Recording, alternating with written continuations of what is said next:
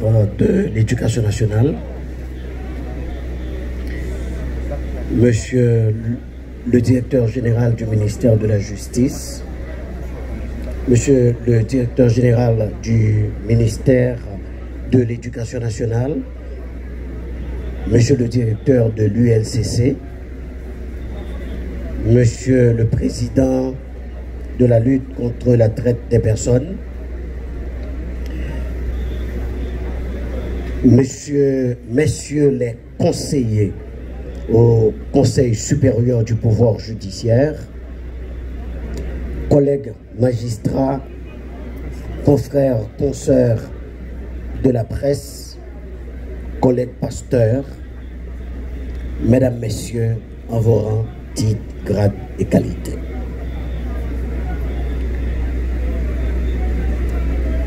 Je voudrais en tout premier lieu remercier le Seigneur, le grand Dieu, en Jésus-Christ, qui m'a façonné et qui a fait de moi l'homme qui est devant vous ce matin. Que le nom du Seigneur soit glorifié. Me voici sur le point de prendre la commande de l'Office de protection des citoyennes et citoyens à une époque où le pays traverse la plus grande crise sécuritaire de son histoire. Reconnaissons-le tout de suite. Autant qu'Haïti est connu comme étant la première république noire indépendante du monde, à ce titre, la première à avoir proclamé le principe de liberté des peuples et l'égalité d'entre les races. Autant qu'Haïti est perçu aux yeux du monde entier depuis quelque temps comme un État failli. Il est indéniable aussi que lorsqu'on évoque le concept État dans le champ administratif, il se ramène, pour faire simple, à une synthèse des différentes branches de l'administration publique. En d'autres termes, c'est la faillite de l'administration publique haïtienne en général, dont il est question aujourd'hui, celle des élites haïtiennes, sous toutes les formes, donc notre faillite. Nos échecs, notre incapacité de faire face aux grands défis de l'existence en tant que peuple sont palpables et tangibles aux yeux du monde entier. Ils s'apparentent à l'image de milliers de billes renversées à même le sol, claquant, sautillant à tout va, qu'il convient de ramasser. Difficile de savoir où commencer, quand et à quel rythme. À peine une méthodologie de ramassage établie, des milliers d'autres billes sont déversées encore et encore. Tout ceci est de nature à décrédibiliser n'importe qui, de n'importe quel niveau d'intelligence, de bonne foi, ou au mieux, en termes de cohérence, de méchanceté qu'il y adhère. Je voudrais, en dépit qu'il n'est pas avec nous ce matin, m'adresser au protecteur sortant. Tandis que je m'apprête à vous succéder, mon ami, Maître Renan Edoville, à ce poste d'importance, je salue l'excellence des travaux que vous avez accomplis durant votre mandat. C'est un fait. Même s'il arrivait durant votre gouverne, certaines fois, que des circonstances fortuites ont bâché votre lumière, cependant, aucune d'entre elles n'ont pu l'éteindre. Je formule donc le souhait de vous voir conserver votre auréole, votre lumière, Vous avez bâti votre vie bien avant ce poste. Vous allez la réussir encore après ce poste. Tandis que j'ai la certitude que vous allez continuer à enseigner, à défendre les droits de la personne humaine, mais surtout reprendre votre toge pour défendre la veuve et l'orphelin. Laissez votre lumière nous atteindre. Nous aurons certainement besoin de votre expérience. Monsieur l'ancien protecteur, bonne chance pour la suite. Que le Seigneur vous garde. L'occasion m'est échoit de remercier le Conseil présidentiel de transition et la primature d'avoir concouru à ma nomination à ce poste de prestige, ou servir encore à travers d'actes concrets d'accompagnement légaux des administrés trop souvent négligés ou victimes de dérives ou manquements de l'administration publique et pire encore. J'ai ainsi accepté ce poste parce que, une fois de plus, il me permettra d'aller à la rencontre des victimes. Cette fois-ci, pas en tant que juge, mais en tant que protecteur des droits ou vigie du respect et de l'application des règles de procédure tracées par la loi. Même contre l'État, même contre l'administration publique. Encore une fois, mesdames, messieurs, les membres du Conseil présidentiel de transition, Monsieur le Premier ministre, soyez en remerciés. Cette fonction que je m'apprête à remplir ne peut l'être sans le concours, ni l'assistance active, dynamique des dizaines d'hommes et de femmes qui composent le service de l'Office de protection du citoyen.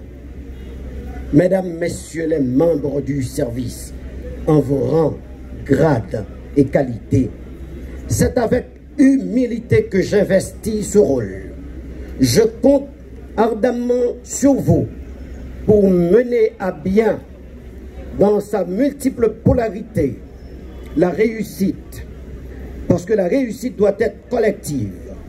Je parle même de l'idée d'équipe d'aujourd'hui. Vous venez de changer de coach, mais l'ossature demeure. Peut-être il y aura quelques réaménagements tactiques. Je reprends, peut-être qu'il y aura quelques réaménagements tactiques, mais c'est la même équipe. La stratégie ne peut l'être car étant rigide, il se tient au centre des préoccupations constitutionnelles de protection des individus contre toutes les formes d'abus de l'administration publique et encore.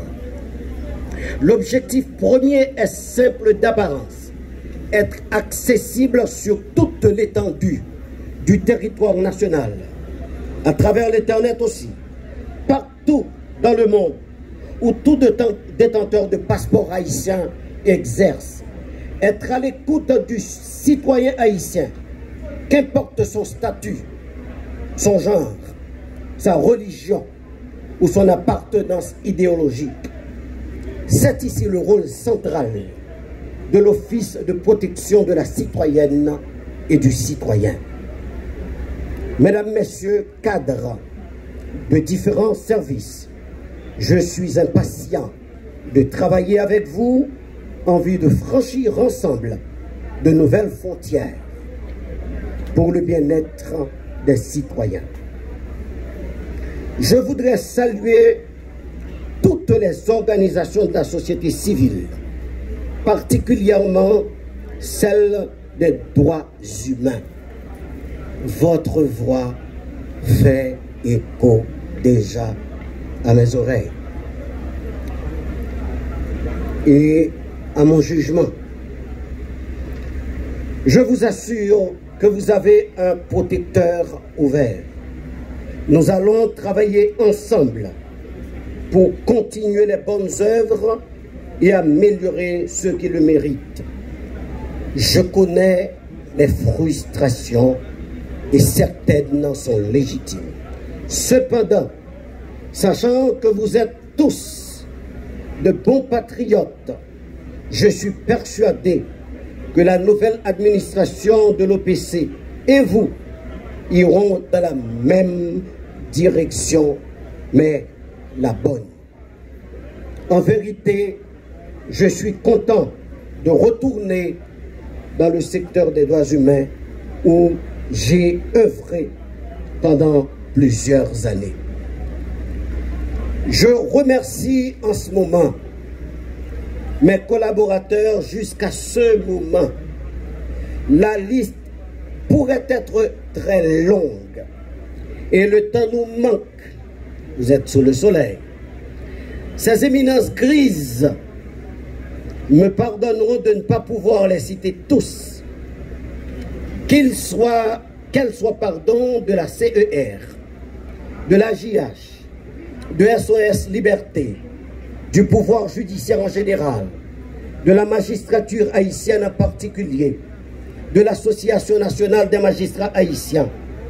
Je les remercie d'avoir fait de mon parcours de berger, de journaliste, d'avocat, de défenseur des droits humains, de magistrat, de syndicaliste, une vraie réussite.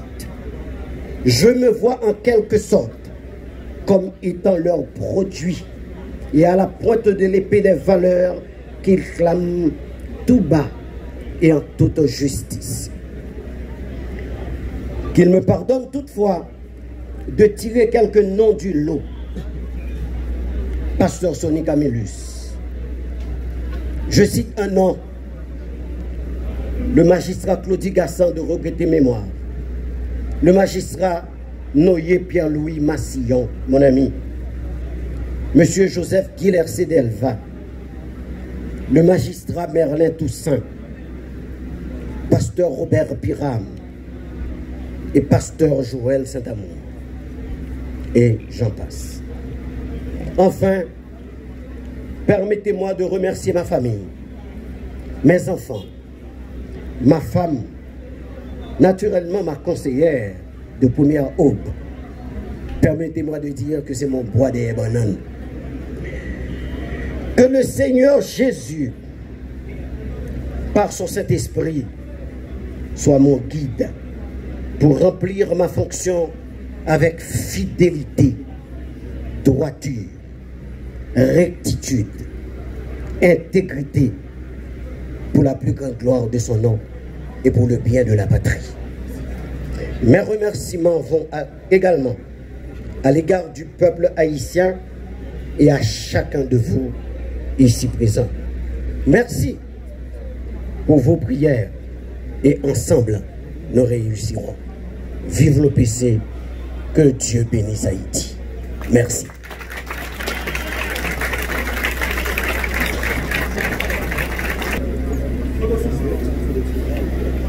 Donc une prise de photo officielle avec